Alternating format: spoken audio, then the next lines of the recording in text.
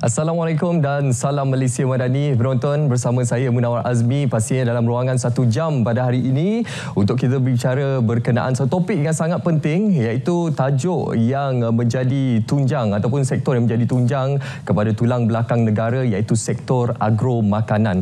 Secara mudahnya perlu dan penting untuk kita fahami terlebih dahulu pengistilahan ataupun pendefinisian agro makanan ini. Ianya merujuk kepada keseluruhan rantaian aktiviti ekonomi yang melibatkan pemprosesan, pembekalan, perantaian dan juga secara keseluruhannya yang melibatkan industri makanan, iaitu membabitkan sektor pertanian, perikanan dan juga sektor penternakan.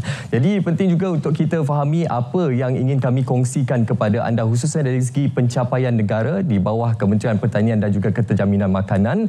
Khususnya kita melihat kepada kedudukan Malaysia di peringkat global, iaitu data daripada Global Food Security Index memperlihatkan Malaysia menduduki tangga ke-41 dunia dan tangga ke-8 di rantau Asia Pasifik, manakala di tangga kedua di peringkat ataupun di rantau Asia Tenggara ini berbanding 113 negara secara keseluruhannya dalam keupayaan negara untuk memastikan sekuriti makanan sentiasa terjamin. Dan seterusnya, perkara yang ingin kami kongsikan kepada anda dalam suku pertama tahun 2025 ini, sektor agro makanan menyumbang kepada 45.5 bilion ringgit, ataupun dari segi peratusannya 11% kepada KDNK negara. Dan kita memberikan pecahan dan juga perincian kepada anda di antara subsektor yang menyumbang kepada nilai 45.5 bilion ringgit tersebut. Subsektor perkhidmatan makanan merupakan subsektor yang terbesar dengan nilai secara keseluruhannya 22.1 bilion ringgit, diikuti oleh subsektor tanaman, ternakan dan juga perikanan 13.8 bilion ringgit, dan juga subsektor makanan dan minuman 9.7 bilion ringgit. Dan seterusnya, perlu kita fahami juga apa antara OTS yang penting untuk kita lihat adalah nilai jualan subsektor pertanian bagi tahun 2023. Dan dari segi nilai ini secara keseluruhannya, kalau kita lihat beberapa angka penting yang perlu kita ketahui adalah dari segi sektor tanaman yang menyumbang kepada 117.8 bilion ringgit, ataupun dari segi peratusannya 72.9%, iaitu nilai yang terbesar dibandingkan dengan subsektor ternakan, perikanan, tangkapan, akuakultur dan juga perhutanan serta pembalakan. Dan seterusnya, kita melihat juga kepada negeri-negeri yang mempunyai nilai jualan yang tertinggi. 5 negeri kami berikan kepada anda, iaitu Johor mempunyai nilai yang tertinggi setakat ini dengan 27.3 bilion ringgit, ataupun dari segi peratusannya 16.9%, diikuti Sabah 25.1 bilion ringgit ataupun peratusannya 15.5%, juga Pahang 15.5%, diikuti Perak 16 bilion ataupun 9.9%, manakala Selangor di tangga ke-5 8.4 bilion ataupun 5.2% untuk jualan tertinggi bagi sektor agro makanan ini. Jadi ini antara infografik penting yang kami berikan kepada anda untuk kita memahami apakah hala tuju perbincangan kita pada malam ini, khususnya kita melihat apakah antara inisiatif dan juga pelan yang telah pun dirangka oleh pihak Kementerian Pertanian dan juga Keterjaminan Makanan, khususnya untuk memastikan aspek ataupun isu berkaitan dengan kelangsungan, ketersediaan, kestabilan harga bekalan makanan ini, keterjaminan makanan ini terus memberikan manfaat kepada masyarakat dan tidak memberikan sebarang beban dalam aspek kesejahteraan masyarakat secara keseluruhannya. Jadi sebagai permulaan, kita saksikan kliping yang kami sediakan ini sebagai mukadimah untuk perbincangan kita pada malam ini.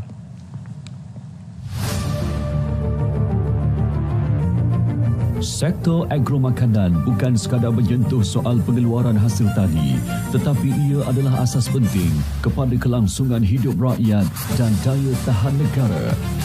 Di balik setiap hasil yang diperoleh, tersirat kepentingan yang jauh lebih besar, iaitu kestabilan sosial, keselamatan makanan dan kesejahteraan negara. Atas keutamaan inilah, Kementerian Pertanian dan Keterjaminan Makanan (KPKM) terus memainkan peranan penting untuk memastikan sektor ini bukan sahaja terus tumbuh, malah berdaya tahan dalam menghadapi cabaran masa depan. Mengikut penarafan Global Food Security Index, Malaysia kini berada pada kedudukan ke-41 dunia dan ke-8 di Asia Pasifik dari segi keupayaan menjamin bekalan makanan. Meskipun pencapaian ini membanggakan, ia juga menjadi penanda aras bahawa banyak lagi yang perlu dilakukan untuk mengekalkan momentum ini.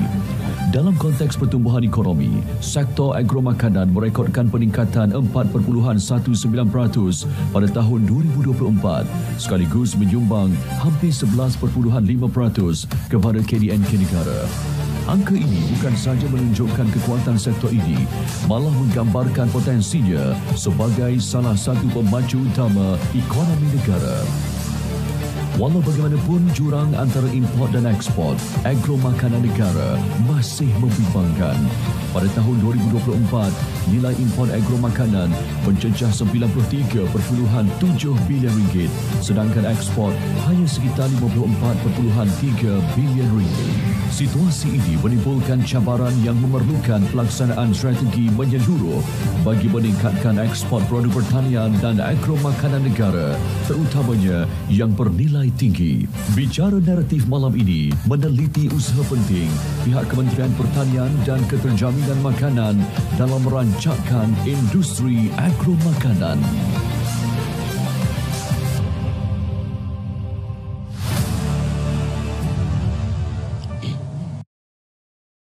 Okey penonton, perlu untuk kita fahami bahawa desakan pemerkasaan agromakanan ini bukan lagi menjadi satu pilihan kerana kita mengambil iktibar daripada apa yang telah berlaku sebelum ini, antaranya berkenaan unprecedented situation ataupun situasi luar jangka di mana kita berdepan dengan pandemik COVID-19 dan juga kita berdepan dengan perubahan iklim yang semakin nyata di peringkat global dan juga bagaimana kita terjejas disebabkan oleh konflik perang Rusia-Ukraine yang menyebabkan keseluruhan rantaian bekalan makanan terjejas dan juga harga bekalan makanan terus melambung termasuk kita di Malaysia. Jadi pastinya untuk mendepani segala cabaran dalaman dan juga luaran ini, kita ingin mengetahui apakah antara inisiatif yang telah pun digerakkan di bawah Kementerian Pertanian dan juga Keterjaminan Makanan. Hari ini saya sebenarnya cukup berbesar hati kerana saya bersama dengan Datuk Seri Arthur Joseph Kuruk yang merupakan Timbalan Menteri Pertanian dan Keterjaminan Makanan. Assalamualaikum. Salam sejahtera Datuk Seri. Selamat malam Munawar. Terima kasih kerana sudi menjemput ke studio malam ini. Okey Datuk Seri, bercakap berkenaan topik ini, seperti yang kita sedia maklum, topik ini sangat penting dan dekat dengan kita semua. Kita berbicara soal penyediaan dan juga ketersediaan makanan di atas pinggan kita ini. Ialah mungkin kalau kita lihat masyarakat di Malaysia ini, kita terlalu selesa dan kita terlalu mewah dengan limpahan dan juga kepelbagaian makanan daripada pasar tani sehinggalah ke pasar raya. Namun penting untuk permulaannya ini, kita berikan mukadimah kepada penonton bagaimana evolusi industri agromakanan kita daripada dahulu sehingga kini, Datuk Seri. Terima kasih. Mungkin saya boleh mula dulu dengan memberi sedikit sebanyak gambaran latar belakang. Apakah keadaan dalam kita punya sektor pertanian negara termasuk tahap keterjaminan makanan dalam negara kita. Kalau kita lihat zaman 60-an ataupun zaman 70-an, pada waktu itu sumbangan sektor pertanian kepada KDNK negara kita dia jauh lebih tinggi berbanding sama sekarang. Mungkin waktu itu sekitar 29% sumbangan KDNK sektor pertanian kepada ekonomi negara kita. Tetapi selepas itu negara kita telah mengalami satu perubahan di mana kita telah beralih dasar kita daripada sebuah negara yang mengutamakan pertanian kepada negara yang lebih mengutamakan perindustrian seperti perkilangan, industri yang lebih besar dan sebagainya. Ini kita nampak secara signifikan pada tahun 1986 dengan pelancaran Plan Induk Perindustrian pertama negara kita. Kenapa? Sebab kita mau beralih kepada suatu ekonomi yang lebih berimpak ekonomi tinggi. Jadi Satu kesan daripada itu, kita nampak bahawa masyarakat kita lebih memberi tumpuan kepada sektor perindustrian dan sumbangan KDNK sektor pertanian kepada negara kita semakin merosot. Pada tahun 2024 dia telah merosot kepada 11%, 11.3% sumbangan kepada KDNK. Dan sebenarnya pengalaman kita waktu COVID dia telah memberikan kita satu kesedaran apabila datang kepada soal keterjaminan makanan, sebenarnya kita tidak boleh berkompromi. Betul. Sebab sebagai contoh, kita masih bergantung kepada makanan import, termasuk makanan ruji kita seperti beras. Sangat bergantung kepada beras import. Tetapi waktu COVID, beberapa negara yang kita selalu bergantung kepada beras import daripada mereka, mereka menghentikan ekspor beras pada waktu itu. Memanglah sebab semua negara mau kasih memastikan ada cukup makan untuk rakyatnya sendiri dahulu. Jadi bermulalah daripada sana. Kita mesti memastikan keterjaminan makanan kita tersendiri. Tetapi kalau kita lihat secara keseluruhan, memang kita terlalu bergantung kepada makanan ekspor. Nilai ekspor agro makanan kita pada tahun lalu adalah sekitar 54.38 bilion ringgit. Tetapi nilai import kita adalah sebanyak 93.73 bilion ringgit. Bermakna bahawa negara kita mengalami defisit sebanyak 40 bilion ringgit. Dan itu adalah satu angka yang memang tidak boleh kita maintain buat selama-lamanya. Jadi bermulalah beberapa usaha kita untuk memastikan kita mengurangkan jurang defisit ini.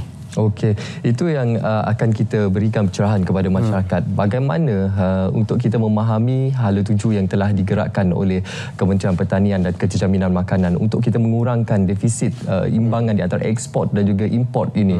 Yalah, kalau boleh kita nak lebihkan ekspor berbanding dengan import ni. Untuk kita, kalau kita terlalu bergantung kepada import, pastinya kita tidak terlepas daripada segala cabaran yang berlaku di peringkat global seperti yang telah saya nyatakan tadi, 3C tadi, COVID-19, konflik Rusia dan juga Ukraine dan juga climate change di sini. Dan melihat kepada situasi dalaman, kita menilai kepada keterlibatan masyarakat dalam hal ini, Datuk Seri. Bagaimana untuk kita merungkai satu perkara yang menjadi persoalan sekarang ini untuk kita menarik minat anak muda ini menyertai sektor ataupun industri agro makanan ini. Yalah, mungkin ramai lagi dengan persepsi yang masih ditakut lama bahawa perniagaan ini satu perkara yang mundur. Namun kita cuba untuk mengubah persepsi tersebut dan juga kita ingin memberi nilai tambah dalam industri agro makanan. Jadi apa antara perkara yang telah digerakkan oleh kementerian sendiri untuk memastikan anak-anak muda ini, generasi belia ini mencapai sasaran menyertai industri agro makanan? Okay. Satu soalan yang agak menarik. Pada tahun lalu kita telah melaksanakan banci pertanian 2024. Dan daripada banci pertanian itu kita mendapati bahawa kita ada 1.0 juta pegangan pertanian. Pegangan pertanian ini dia bermaksud individu ataupun pertubuhan yang melibatkan diri dalam sektor pertanian. Dan memang betul seperti saudara Munawar mengatakan tadi, negara kita mengalami keadaan petani menua, di mana 77.7% daripada golongan petani kita berumur 46 tahun ke atas. Dan kalau kita lihat daripada itu, kebanyakan itu adalah lebih daripada golongan 60 tahun ke atas. 45.4%. Golongan belia yang melibatkan diri dalam pertanian hanya 3.3% sahaja. Jadi ini satu statistik yang amat merisaukan bagi kita. Sebab dia ada dua isu. Yang pertama, sektor pertanian ini adalah satu potensi ekonomi negara yang sangat bagus, sangat besar, sangat lumayan. Jadi kita risau golongan belia kita akan terkecuali daripada sektor yang cukup lumayan ini. Yang kedua, balik lagi kepada soal keterjaminan makanan negara. Kalau generasi muda ini, kalau mereka tidak mengambil usaha untuk memastikan untuk kita ada keterjaminan makanan dalam negara kita sendiri, kita risau bahawa defisit import itu akan bertambah besar lagi. Jadi apakah usaha daripada kementerian?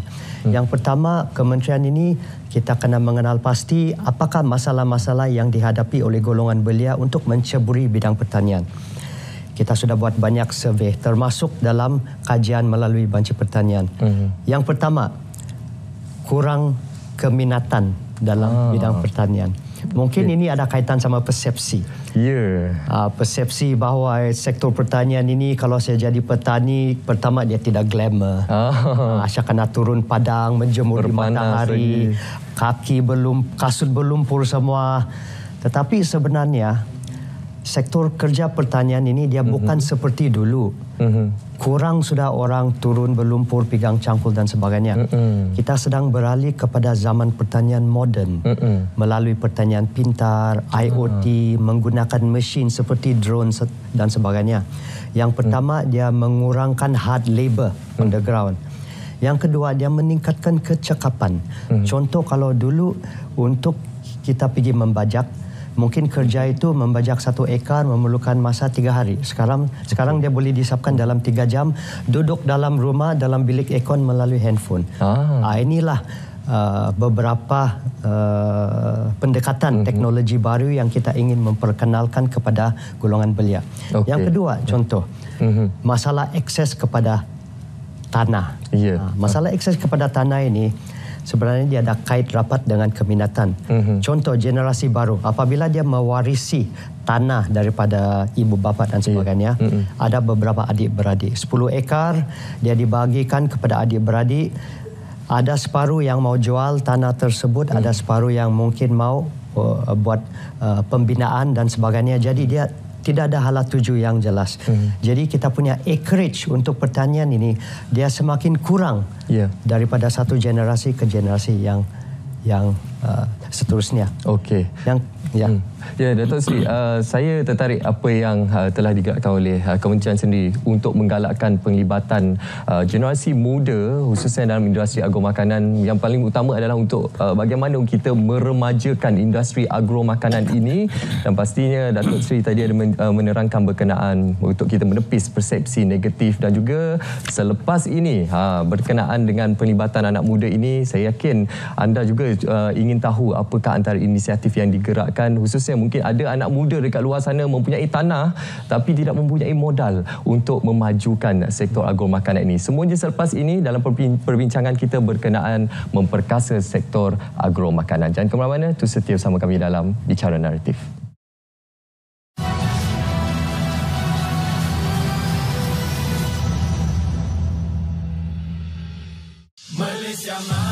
Susunan program-program menarik menanti anda sempena Hari Kebangsaan 2025. Seperti semua sedia maklum, perang ini adalah perang saraf. Bilangan kita kecil, tapi misi kita besar. Jangan cakap dengan Alin yang Atok betul-betul masuk komunis. Keluarga yang buat Baba jadi kuat. Rahim kena tunjuk sama dia yang kita ni bukan sekadar Bangladesh biasa-biasa saja. Merobek setiap ruang luka bangsaku. Saya bukan komunis. Janji dengan kakak.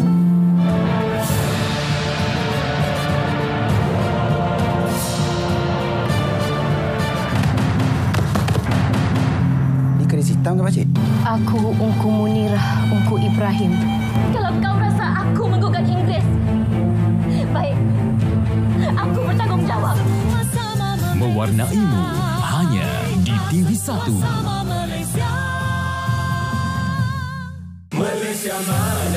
Semangat juang yang terus menyala meraihkan Hari Kebangsaan 2025. Dokumentari khas mengisahkan perjuangan Josiah Ng yang telah menjulang nama negara di mata dunia dalam acara sukan lumba basikal K-Rit. Every day I learn negaraku in front of my teammates. We were so proud. Racing all over the world, he's going to World Championships, going to Olympic Games.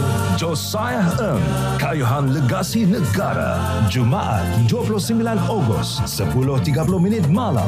Selamat menyambut Hari Kebangsaan daripada kami di TV1. Saksikan juga secara pencuitan langsung di RTM Klik.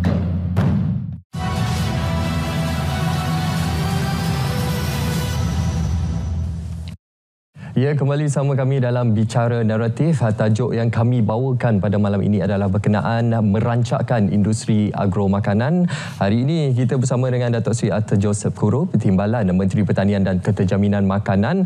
Dan seperti yang dinyatakan dan laporan Banci Pertanian 2024 Jabatan Perangkaan Malaysia yang merekodkan hampir separuh petani di negara ini berusia 60 tahun ke atas. Tadi perbincangan kita soal bagaimana usaha untuk menarik lebih ramai lagi anak-anak muda untuk terlibat dalam industri makanan ini, usaha untuk meremajakan industri agro makanan ini, Datuk Seri.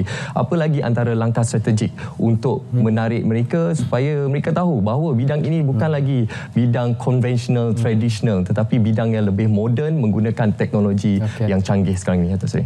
So antara cabaran kita sekarang adalah bagaimana kita menarik minat golongan belia muda untuk menceburi bidang pertanian. Usaha di kementerian adalah untuk mengurangkan halangan ataupun alasan daripada belia untuk menceburi bidang ini. Dulu alasan tidak ada modal. Jadi kita ada beberapa program dan usaha untuk memberi grant, bantuan, pembiayaan dan sebagainya. Sebagai contoh, kita ada program Grant Agropreneur Muda. Di dalam Grant Agropreneur Muda ini kita ada dua bahagian. Yang pertama adalah Grant Agropreneur Muda startup untuk golongan belia bermula daripada 18 tahun sampai hingga ke 43 tahun, di mana kita boleh memberikan barangan bernilai sehingga RM30,000 untuk mulakan apa sahaja daripada segi tanaman ataupun perusahaan yang berkaitan dengan sektor agro makanan. Sekiranya mereka sudah berkembang, ada lagi Grant Agropreneur Muda Scale Up untuk bantu mereka mengembangkan, dan nilai ini adalah sehingga RM50,000. Dan ini kita lebih bagi kepada sasaran untuk membantu usahawan mengembangkan projek pertanian melalui pengaplikasian mekanisasi, otomasi dan agroteknologi.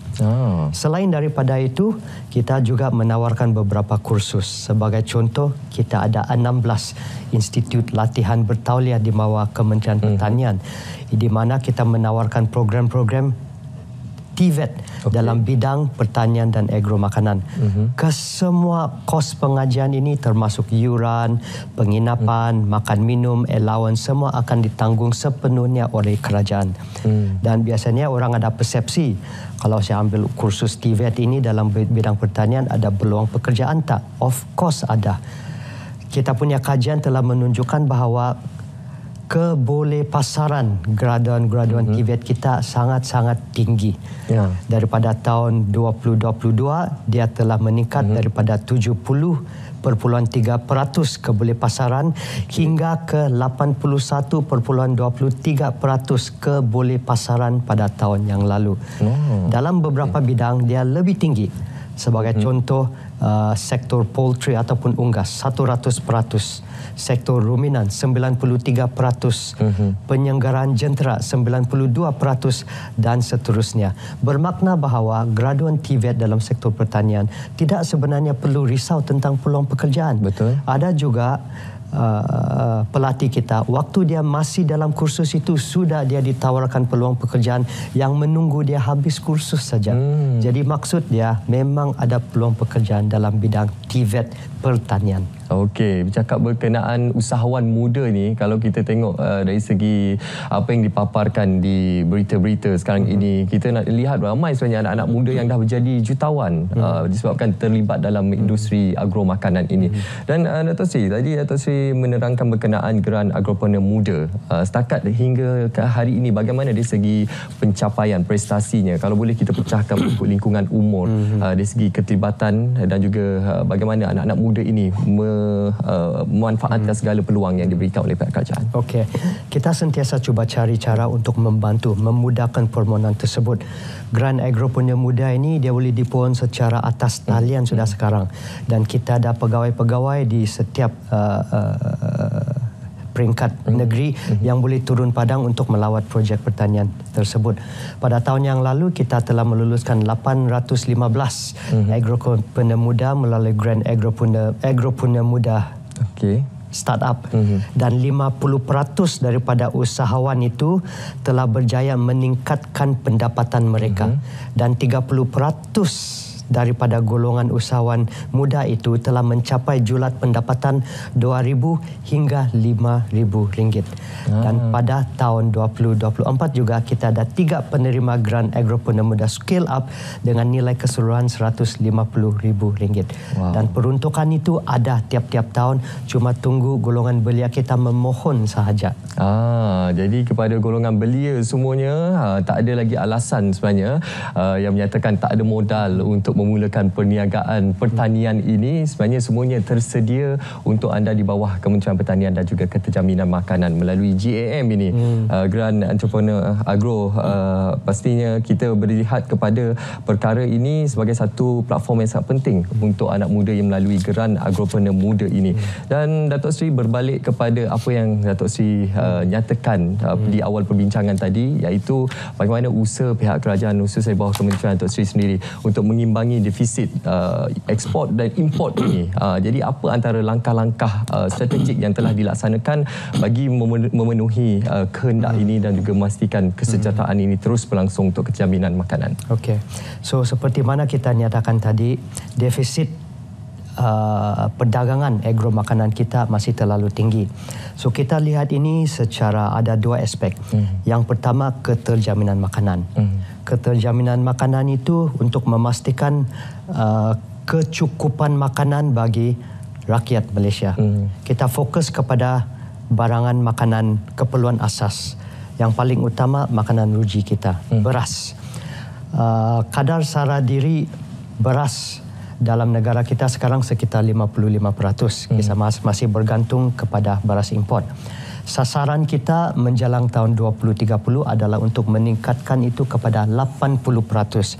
Berarti mengurangkan kebergantungan rakyat Malaysia kepada beras import. Kita ada usaha untuk meningkatkan hasil keluaran padi dalam negara kita.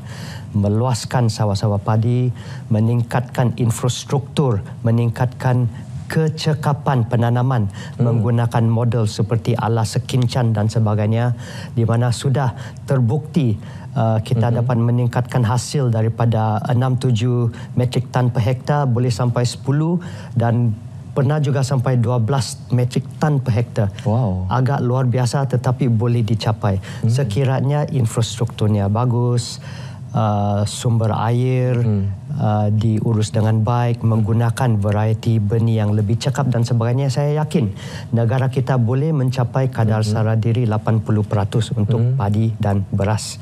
Lepas tu kepada sektor daging pula. Daging seperti lembu, daging lembu dan ayam telur.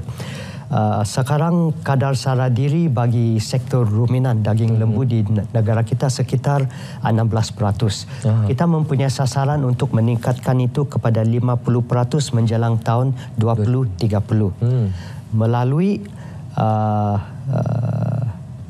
aktiviti biak baka untuk meningkatkan populasi dan juga kita kena berfikir di luar kotak.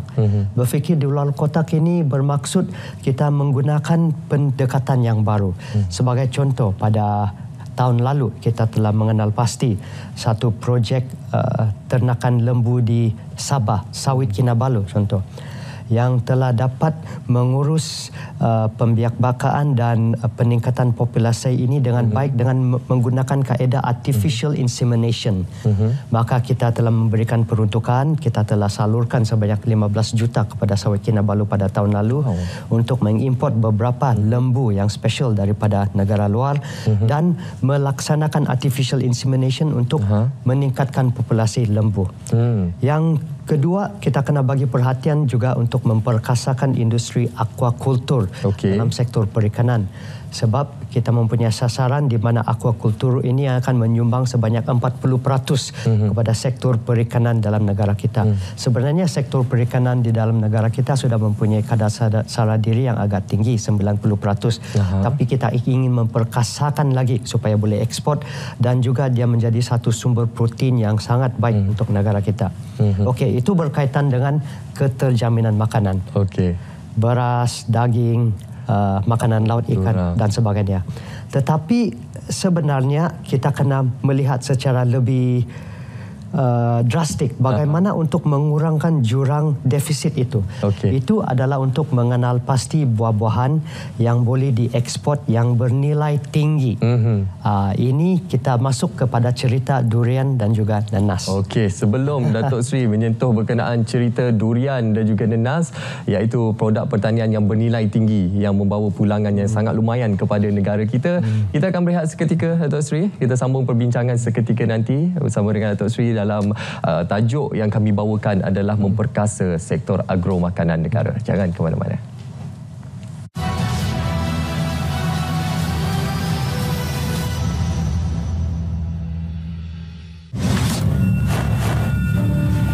Inilah balasan orang menentang peringgi. Jangan dihina jelata belaka. Selagi keris masih ada.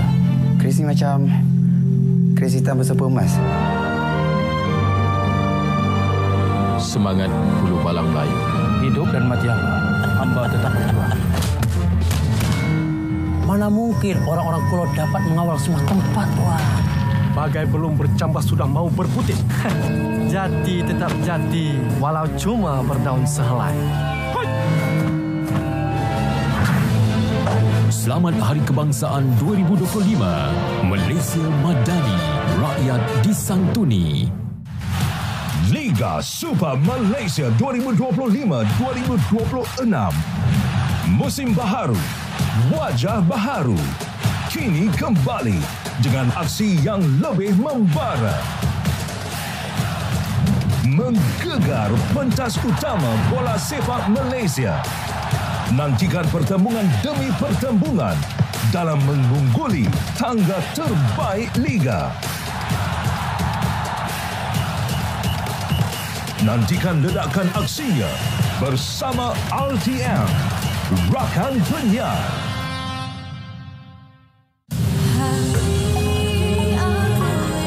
Kau tu pun tak betul. Anak kau tu sibuk mengangkut anak si Mael tu ke hulu ke hilir. Anak kau tu perempuan. Anak Mael tu perempuan. Kalau ada masa tu jenguk-jenguklah dia. Sementara dia masih ada ni. Doktor kata dah ramai dah yang dapat anak sebab minum benda ni. Boleh percaya ke benda-benda macam ni? Assalamualaikum. Waalaikumsalam. Mewarnaimu hanya di TV1.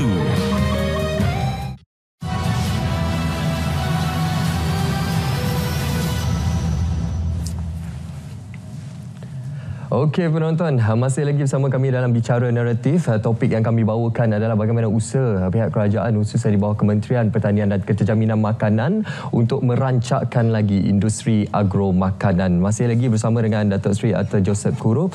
Maksudnya Datuk Seri, tadi kita berbincang berkenaan dengan durian dan juga nanas. Saya sempat tanya Datuk Seri tadi, Datuk Seri suka makan durian apa? Katanya lebih suka blackthorn. Duri hitam. Jadi durian pastinya bercakap berkenaan durian dan juga nanas ini satu buah-buahan tempatan yang mempunyai nilai ekspor yang tinggi kepada negara kita. Jadi bagaimana dari segi pencapaiannya dan juga nilai pasarannya setakat ini di mana, Datuk Seri? Okey, terima kasih. Kementerian telah mengenal pasti durian dan juga nanas sebagai antara buah yang boleh menjadi sumber kekayaan baru kepada negara. Bukan saja untuk meningkatkan pendapatan petani, tetapi juga untuk mengurangkan defisit dan untuk mengimbangi perdagangan agro makanan negara. Kenapa kita pilih durian dan juga nanas? Durian ini dia mempunyai pasaran ekspor yang sangat tinggi. Kadar sara diri bagi durian dalam negara kita sudah mencecah 100%. Berarti kita sudah tanam lebih banyak durian yang daripada yang diminta oleh rakyat. Jadi kita sekarang pandang ke pasaran ekspor. Buat pertama kali dalam sejarah, kita telah berjaya mendapat kelulusan untuk mengekspor buah durian segar kepada negara China. Bermula daripada bulan Ogos tahun lalu.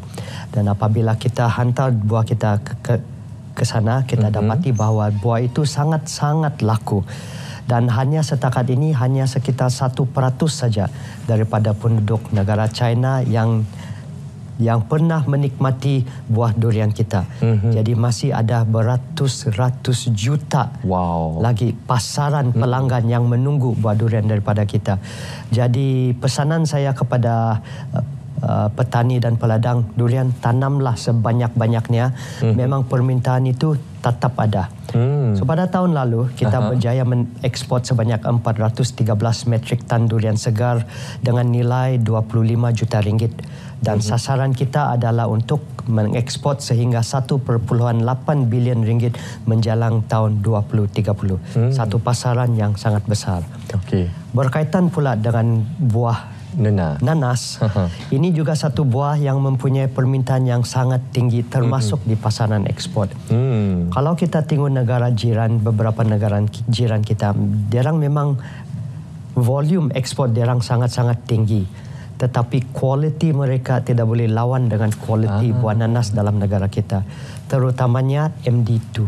MD2 ini adalah variety durian yang dikira paling premium daripada segi rasa dan sebagainya. Kalau kita buat kajian pasaran ekspor nanas, dia meningkat setiap-tiap tahun. Dia telah mengalami peningkatan year on year daripada tahun 2020 sebanyak 641 juta, naik kepada 1.1 bilion tahun seterusnya, 71% peningkatan. Lepas tu naik kepada 1.14 bilion pada tahun 2022 dan naik kepada 1.48 bilion sebanyak 30% pada tahun 2023. So sekarang negara kita sedang mengusahakan beberapa langkah yang besar, termasuk contoh di beberapa negeri seperti Johor, Sarawak yang telah allocate beberapa kawasan sehingga 20,000 hektar untuk penanaman durian ini. MD2 kita boleh tuai hasil dalam 12 hingga 15 bulan, tetapi kita ada satu variety baru iaitu SG1 di mana kita dapat tuai hasil itu dalam 9 bulan sahaja. Jadi untuk beri gambaran berkaitan dengan industri ekspor nanas ini, pada tahun lalu permintaan untuk nanas kita diekspor adalah sebanyak 4,000 kontainer pada tahun lalu. Tetapi kemampuan negara kita pada tahun lalu kita kumpul daripada semua peladang seluruh negara, paling-paling pun kita hanya dapat membekalkan 1,000 lebih kontainer saja.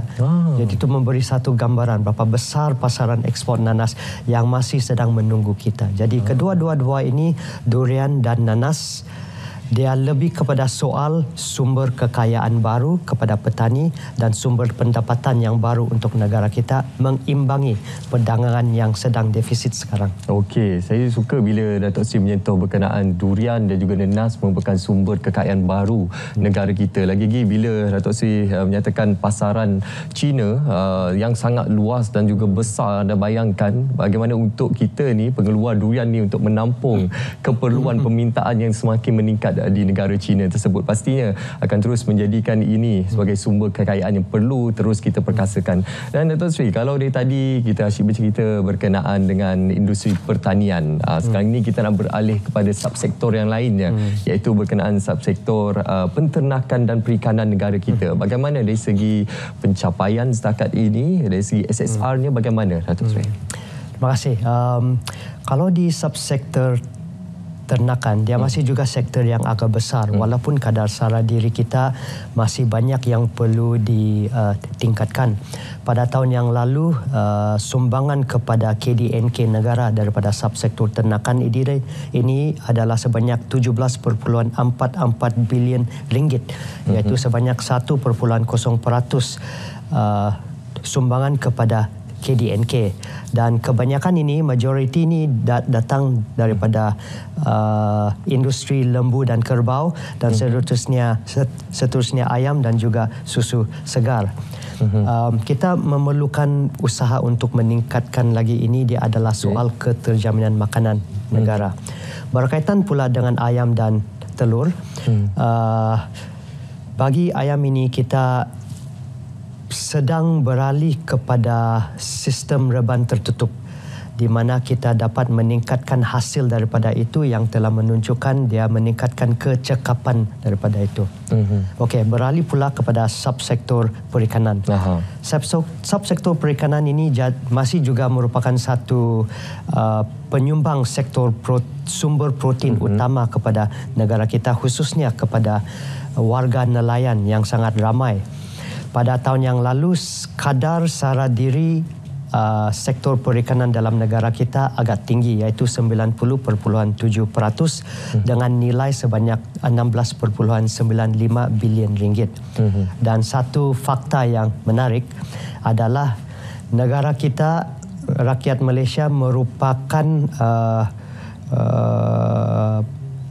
kita antara pemakan consumer of fish antara paling tinggi dalam dunia, iaitu kadar penggunaan per kapita kita adalah sebanyak 44.7 kilogram setahun.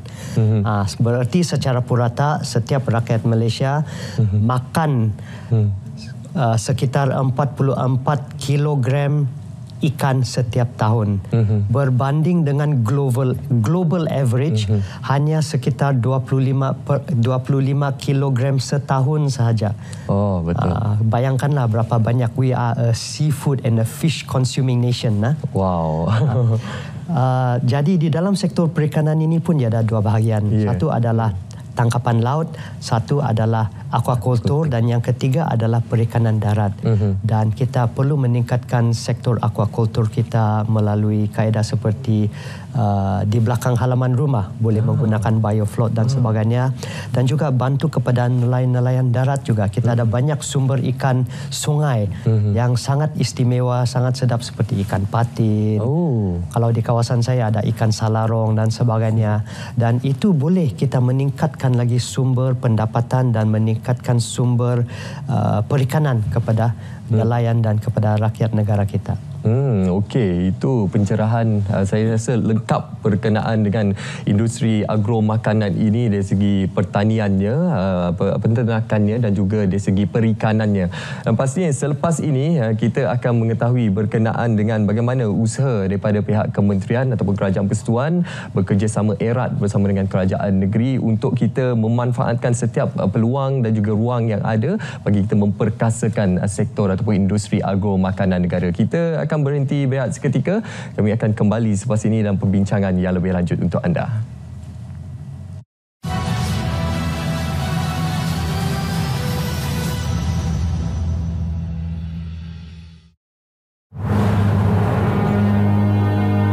The Luangwa Valley in southern Africa lives a wise old female leopard. She's reigned over her territory for more than a decade. But now she's in trouble. Her neighbors, the lions, are making her life hell, stealing her kills. The leopard is pushed to the brink of starvation. She'll need all her skill and determination to survive.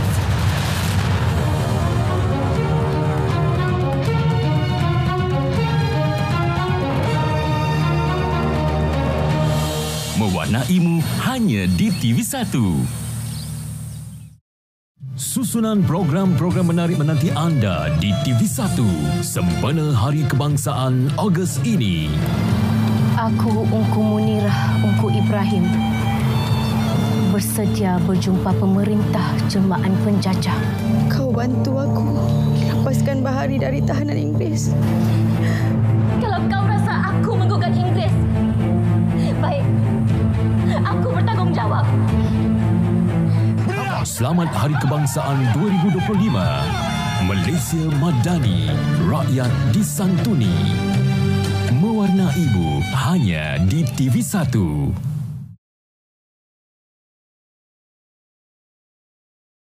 Jangan lupa untuk saksikan program Usratun Nisa, sebuah program bual bicara membincangkan tentang isu-isu kewanitaan hanya di TV1. Mewarnaimu hanya di TV1.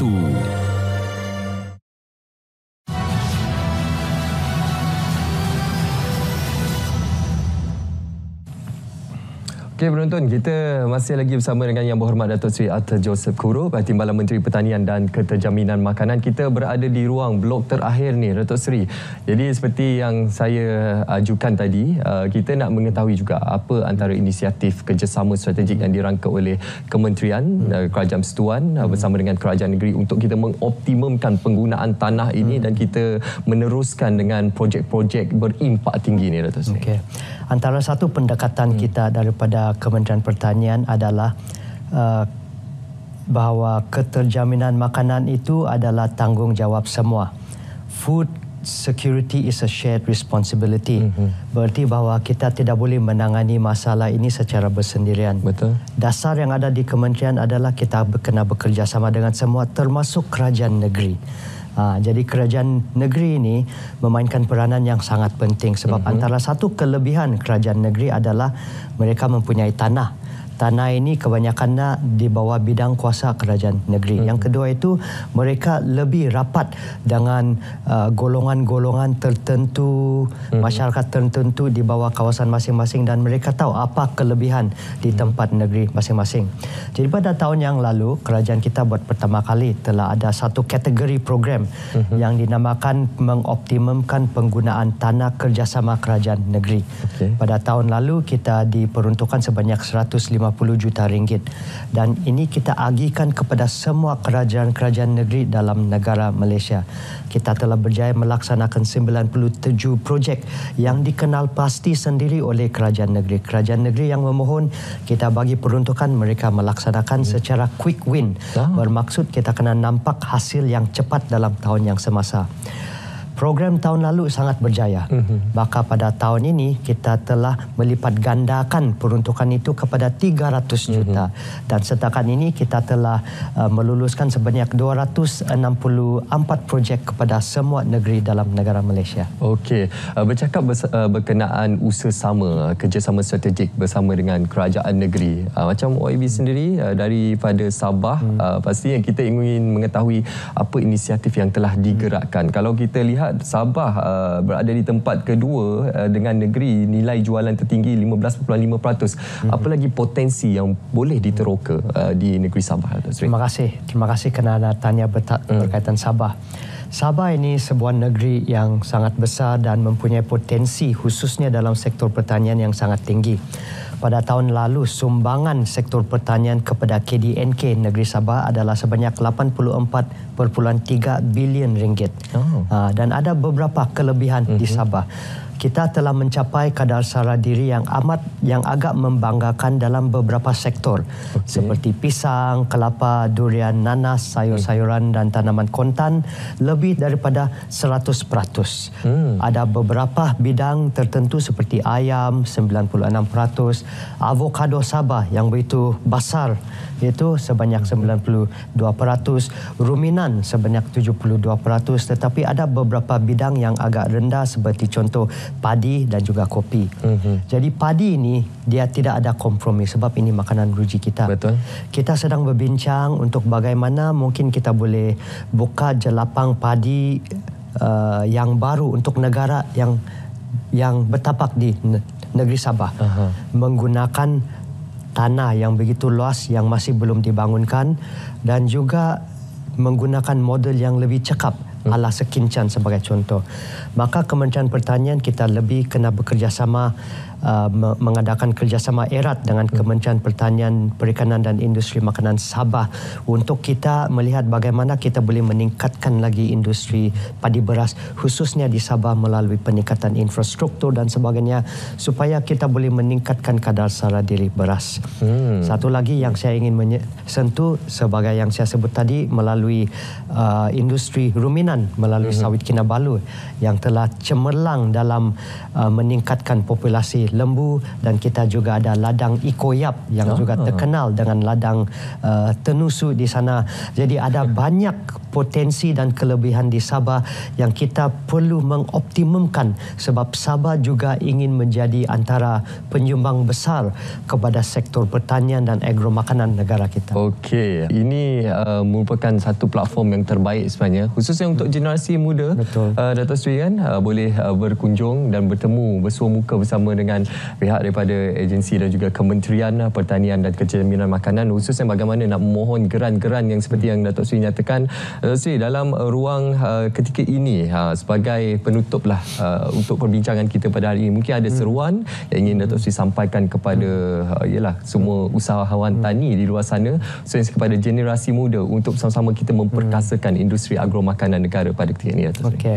Yang pertamanya saya sangat menghargai peluang yang diberikan untuk menyampaikan mesej, saranan dan memberi penjelasan sebanyak tentang dasar dan usaha kementerian. Kita sangat-sangat memerlukan keterlibatan golongan muda untuk memastikan ada kesinambungan daripada sektor pertanian dan agromakanan negara kita. Yang pertama, ini adalah sektor yang sebenarnya besar dia punya potensi pendapatan. Agak lumayan. Sebagai contoh saya sebut tadi durian, nanas, pasaran ekspor sangat besar.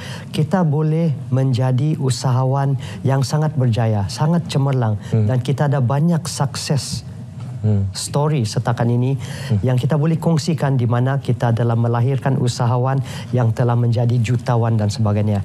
Jadi jangan pandang rendah kepada sektor pertanian. Yang kedua, kamu juga dapat menyumbang kepada kedaulatan makanan negara kita. Keterjaminan makanan negara kita sangat penting untuk memastikan kecukupan makanan dalam negara kita. Ingat slogan dalam kementerian kita, keterjaminan makanan itu adalah tanggungjawab bersama. Food security is a shared responsibility. Okey, itu tanggungjawab bersama, bukannya tanggungjawab ataupun terletak di bahu pembuat dasar kerajaan semata-mata, tapi juga keterlibatan kita semua sebagai masyarakat dan juga khususnya untuk anak-anak muda, kerana keterjaminan makanan bukan datang dengan mudah.